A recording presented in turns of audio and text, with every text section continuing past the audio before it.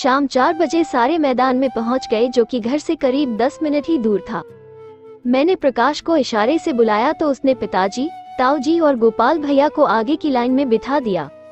मुझे, आशु, भाभी, माँ और ताई जी को उसने पीछे वाली लाइन में बिठा दिया, अपनी बीवी और माँ के साथ। इस बार के दशहरे की तैयारी उसी के परिवार ने की थी, इसलिए वहाँ सिर्फ उसी का हुक्म चल रहा था। रामलीला शुरू हुई और मैंने सबकी नजर बचाते हुए आशु का हाथ पकड़ लिया। पहले तो आशु हैरान हुई, पर जब उसे एहसास हुआ कि ये मेरा हाथ है तो वो मुस्कुरा दी और फिर से रामलीला देखने लगी। मैं धीरे धीरे उसके हाथ को दबाता रहा और उसे इसमें बहुत आनंद आ रहा था। हम दोनों रामलीला के खत्म होने के दौरान ऐसे ही चुपचाप एक दूसरे के हाथ को बारी बारी दबाते रहे। जब रामलीला खत्म हुई तो बारी है रावण दहन की, तो सभी उठ के उस तरफ चल दिए, पर घर वाले सभी वही खड़े हो गए जहां हम बैठे थे। इधर आशु को उसकी कुछ सहेलियां मिल गईं और वो उनके साथ थोड़ा नजदीक चली गई जहां बाकी सब गांव वाले थे। मैं आशु के पीछे धीरे धीरे उसी तरफ बढ़ने लगा। अश्विनी तू तो शहर जाकर मोटी हो गई है, आशु की एक दोस्त ने कहा। चल हट, ज्यादा बकवास ना कर, मुंह नोच लूंगी दोनों का। तीनों खड़े खड़े हंस रहे और उनकी बात सुनकर मैं भी मन ही मन हंस रहा था। जैसे ही दहन शुरू हुआ और पटाखों की आवाज तक हुई, मैंने आशु का हाथ पीछे से पकड़ा और उसे खींच कर ले जाने लगा। आशु पहले तो थोड़ा हैरान थी कि आखिर कौन उसे खींच रहा है, पर जब उसने मुझे देखा तो मेरे साथ चल पड़ी। भीड़ में कुछ भगदड़ मची क्योंकि सब लोग बहुत नजदीक खड़े थे और ऐसे में जिस किसी ने भी हमें वहां से जाते देखा वो यही सोच रहा होगा कि ये दोनों शोर सुनकर जा रहे हैं। मैं आशु को घर की बजाय दूर प्रकाश के खेतों में ले गया। वहाँ प्रकाश के खेतों में एक कमरा बना था जहाँ वो अपना माल छुपा कर रखता था। उस कमरे में आते ही मैंने दरवाजा बंद कर दिया और कमरे में घुप अंधेरा छा गया। मैंने फोन की टॉर्च जलाकर उसे चारपाई पर रख दिया और आशु के चेहरे को थामकर उसे प्यार करने लगा। तभी मेरा फोन वाइब्रेट करने लगा तो हम दोनों अलग हुए, पर दोनों की सांसें फिर से तेज हो चली थी। प्यार की आग फिर भड़क गई थी, पर समय नहीं था, इसलिए मैंने आशु से कहा, आज रात। इतना सुनते ही आशु खुश हो गई। मैंने दरवाजा खोला और बाहर आकर देखा कि कोई है तो नहीं। फिर आशु को बाहर आने का इशारा किया। आशु को घर की तरफ चल दी और मैं दूसरे रास्ते से घूमता हुआ घर पहुंचा। घर पर सब आ चुके थे और बाहर अभी भी थोड़ी आतिशबाजी जारी थी। कहाँ रह गया था तू? माँ ने पूछा। वो मैं प्रकाश के साथ था। इतना कहकर मैं आंगन में मुंह हाथ धोने लगा तो नजर आशु पर गई, जो अब बहुत खुश थी। रात को खाना खाने के समय भी आशु के चेहरे से उसकी खुशी टप टप टपक रही थी, जो वहाँ किसी से देखी ना गई। भाभी, तू बड़ी खुश है आज। ये सुनते ही आशु की खुशी काफूर हो गई।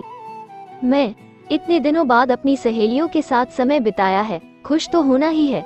मैंने आशु का बचाव किया, पर भाभी को ये जरा भी नहीं जचा और इससे पहले कि वो कुछ बोलती ताई जी बोल पड़ी। ताई जी, इस बार का दशहरा यादगार था। वैसे तुम दोनों कहाँ गायब हो गए थे? भाभी, हाँ, मैंने फोन भी किया पर तुमने उठाया ही नहीं।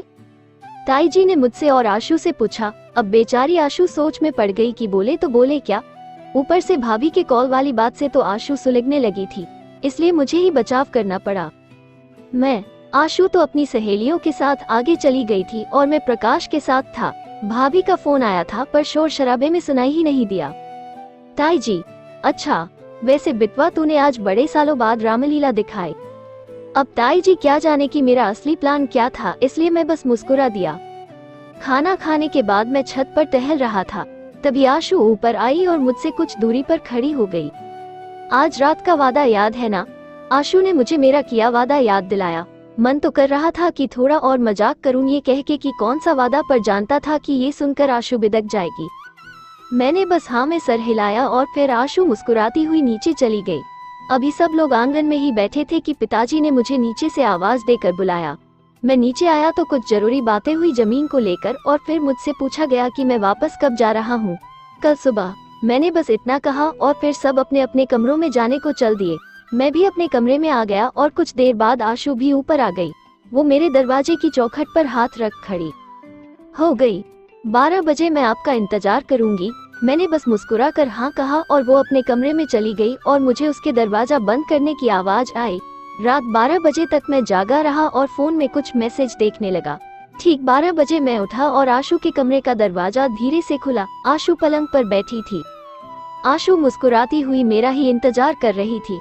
उसके कमरे में एक लाल रंग का 0 वॉट का बल्ब जल रहा था। उसे ऐसे देखते ही मैं एक पल के लिए दरवाजे पर ही रुक गया और चौखट से सर लगाकर उसे निहारने लगा।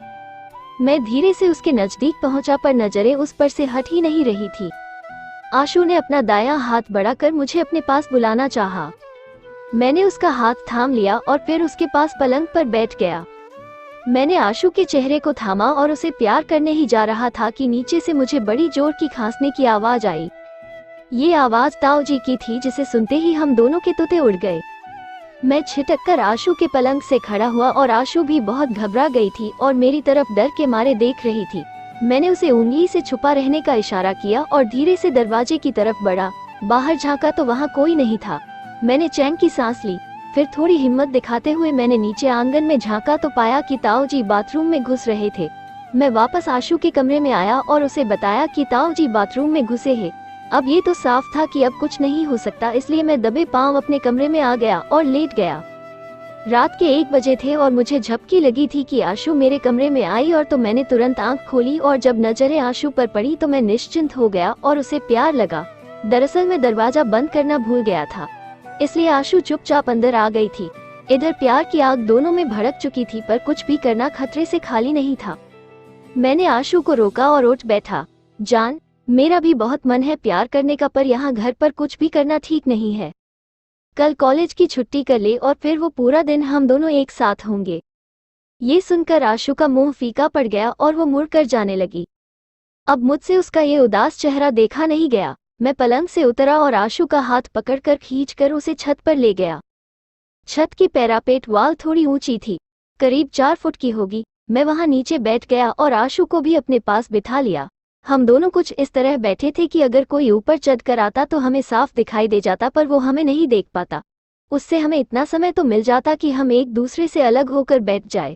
हाँ, वो इंसान जब छत पर आ जाता तो ये सवाल जरूर आता कि तुम दोनों छत पर अकेले क्या कर रहे हो। ये वो एक सवाल था जिसका हमारे पास कोई जवाब नहीं होता, पर जब प्यार किया है तो रिस्क तो लेना ही पड़ता है।